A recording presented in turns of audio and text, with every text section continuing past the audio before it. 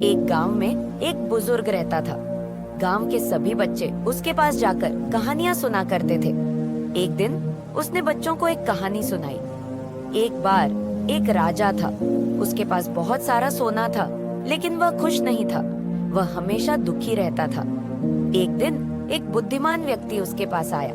बुद्धिमान व्यक्ति ने राजा से कहा, महाराज, आपके पास बहुत सारा धन है, लेकिन आप खुश नहीं हैं। खुशी धन में नहीं होती है, खुशी आपके मन में होती है। राजा ने बुद्धिमान व्यक्ति की बातों को ध्यान से सुना। उसने सोचा कि बुद्धिमान व्यक्ति सही कह रहा है। उसने अपने सारे धन को दान कर दिया और खुश हो गया। बच्चों ने कहानी को ध्यान से सुना। एक बच्चे ने पूछा, दादाजी, क्या सच में खुशी धन में नहीं होती है? बुजुर्ग ने मुस्कुराते हुए कहा, बेटा, खुशी धन में नहीं होती है, खुशी आपके मन में होती है। अगर आपका मन शांत है तो आप खुश रहेंगे। धन आपको सुख दे सकता है, लेकिन वह आपको स्थायी खुशी नहीं दे सकता। बुजुर्ग की बातें सुनकर बच्चों के मन में गहरी छाप पड़ी। वे आपस में इस विषय पर चर्चा करने लगे। एक बच्चा बोला, तो क्या हमें कभी धन की जरूरत नहीं होती?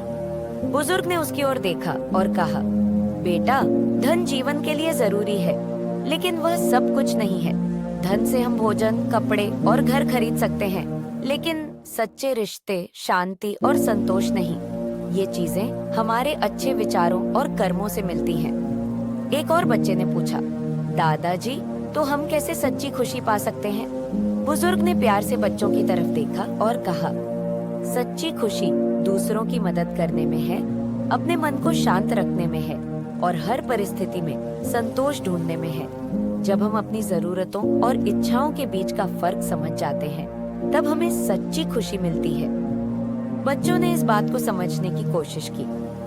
धीरे धीरे उन्होंने महसूस किया कि खुशी केवल बाहरी चीजों पर निर्भर नहीं करती, बल्कि अपने भीतर के संतोष और दूसरों के साथ बांटने में होती है।